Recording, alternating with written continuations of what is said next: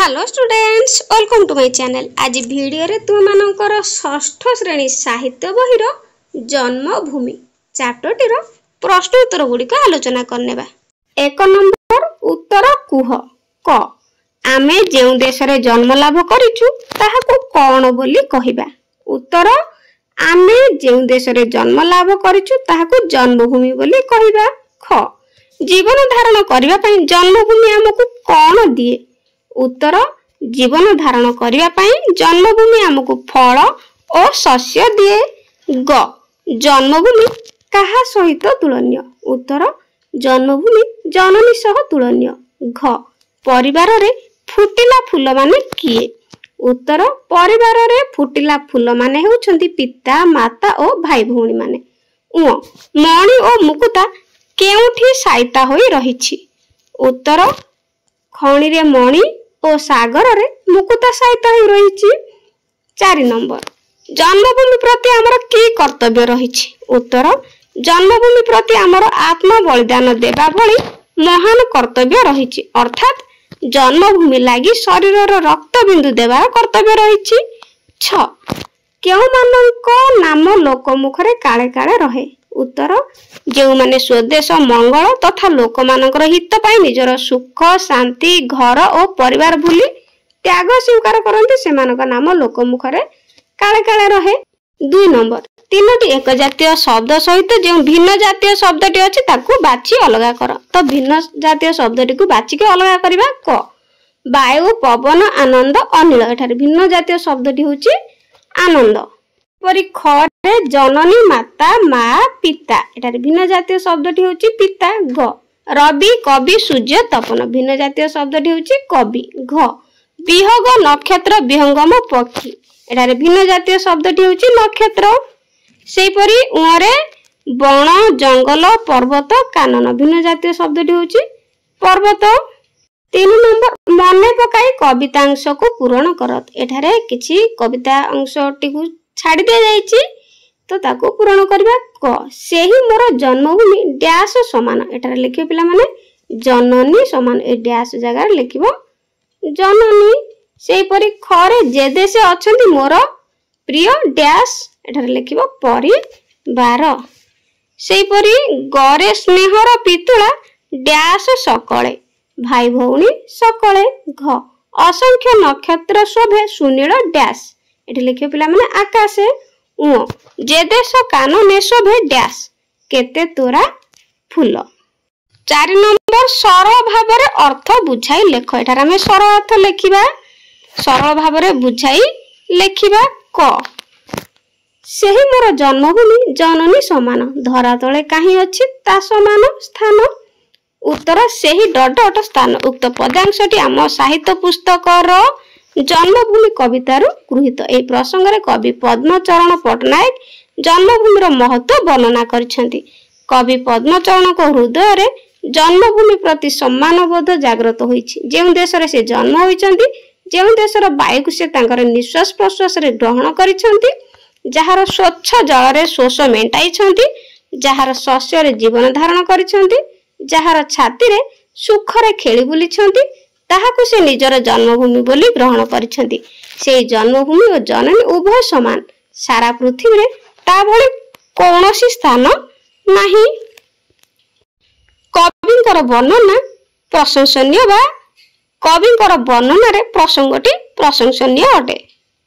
ख ताहा लागी शरीरर रक्त बिंदु दान जे न करे कृतज्ञ से पशुर समान। उत्तर ताहा लागी डट समान। उक्त कवितांशटी आम साहित्य बहिर जन्मभूमि पद्यरु गृहीत।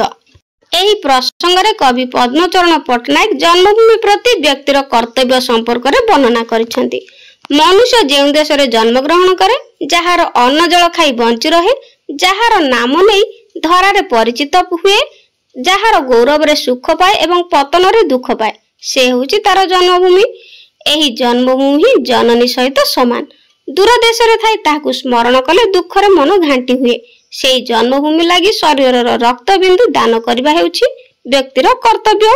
एहा जे न करे से कृतघ्न एवं पशु सहित समान। प्रसंगटी प्रशंसनीय अटे। ग ମୁଣ୍ଡଝାଳ ଗୋଡେ ମାରି ସ୍ୱଦେଶ ମଙ୍ଗଳେ ଲେଖି ଯାଇଛନ୍ତି ନାମ ଅକ୍ଷୟ ଅକ୍ଷରେ। ଉତ୍ତର ମୁଣ୍ଡ ଡଟ୍ ଡଟ୍ ଅକ୍ଷରେ ଉକ୍ତ ପଦ୍ୟାଂଶଟି ଆମ ପଠିତ ସାହିତ୍ୟ ବହିର ଜନ୍ମଭୂମି କବିତାରୁ ଆନିତ।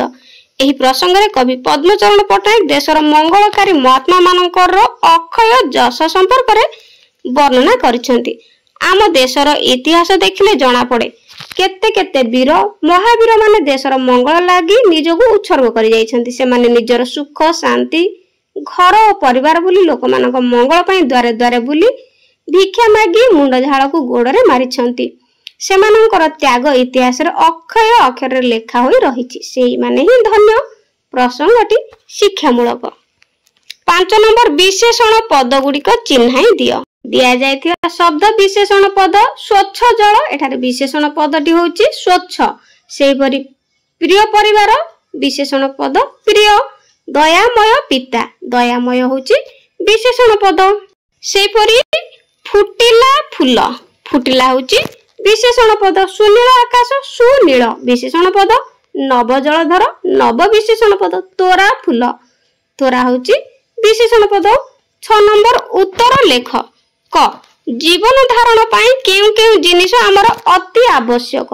ଉତ୍ତର ଜୀବନ ଧାରଣ ପାଇଁ ଆମର ବାୟୁ ତାପ ଜଳ ଫଳ ଓ ଶସ୍ୟ ଆବଶ୍ୟକ। ଖ ଜନ୍ମଭୂମି ଜନନୀ ସହିତ ସମାନ କାହିଁକି? ଉତ୍ତର ଜନ୍ମଭୂମି ଜନନୀ ଭଳି ଆହାର ଓ ତା ବକ୍ଷରେ ସ୍ନେହପୂର୍ଣ୍ଣ ସ୍ଥାନ ଦେଇଥିବାରୁ ସେ ଜନନୀ ସହିତ ସମାନ। ଗ ପରିବାରର କେଉଁମାନେ ଆମର ପ୍ରିୟ? ଉତ୍ତର ପରିବାରର ପିତା ମାତା ଭାଇ ଓ ଭଉଣୀ ମାନେ ଆମର ପ୍ରିୟ।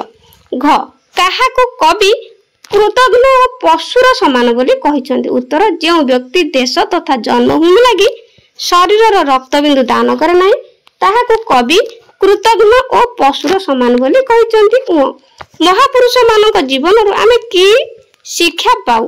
ଉତ୍ତର ମହାପୁରୁଷ ମାନଙ୍କ ଜୀବନରୁ ଆମେ ମାନେ ନିଜର ସ୍ୱାର୍ଥ ତ୍ୟାଗ କରି ସ୍ୱଦେଶ ମଙ୍ଗଳ ଲାଗି ଆତ୍ମବଳି ଦେବା ନିମିତ୍ତ ଶିକ୍ଷା ପାଉ। 7 ନମ୍ବର ସ୍ନେହର ପିତୁଳା ଭଳି ପିତୁଳା ଶବ୍ଦ ପୂର୍ବରୁ ଆଉ ଯେଉଁ ଶବ୍ଦଟି ବ୍ୟବହାର କରିହେବ ଲେଖ। ଆଉ କେଉଁ ଶବ୍ଦ ବ୍ୟବହାର କରିହେବ? ପିଲାମାନେ ନୟନ ପିତୁଳା। ସେହିପରି 8 ନମ୍ବର ବନ୍ଧନୀ ମଧ୍ୟରୁ ଉପଯୁକ୍ତ ଶବ୍ଦ ବାଛି ଶୂନ୍ୟ ସ୍ଥାନରେ ଲେଖ। କ ରବି ତାପ ଡ୍ୟାସ୍ ଶୋଭାଧରେ କିରଣ ଭିତରେ ବିଚରଣ କରେ। ଠିକ ଉତ୍ତରଟି ହେଉଛି କିରଣ ଭିତରେ। ଏଠି ଲେଖିବ ପିଲାମାନେ କିରଣ ଭିତରେ। ଖ କାନନେ ଶୋଭେ କେତେ ଡ୍ୟାସ୍ ତୋରା ଫୁଲ, କାନନେ ଶୋଭେ କେତେ ତୋରା ଫୁଲ। ଏଠି ଲେଖିବ ପିଲାମାନେ ତୋରା ଫୁଲ। ଗ ଯାହାର ଗୌରବ କେତେ ଡ୍ୟାସ୍ ସୁଖର ଉଦୟ। 9 ନମ୍ବର ନିମ୍ନଲିଖିତ ଶବ୍ଦ ଗୁଡିକର ଅର୍ଥ ପ୍ରକାଶ କରୁଥିବା କେଉଁ କେଉଁ ଶବ୍ଦ କବିତାରେ ବ୍ୟବହାର କରାଯାଇଛି ଖୋଜି କରି ଲେଖ।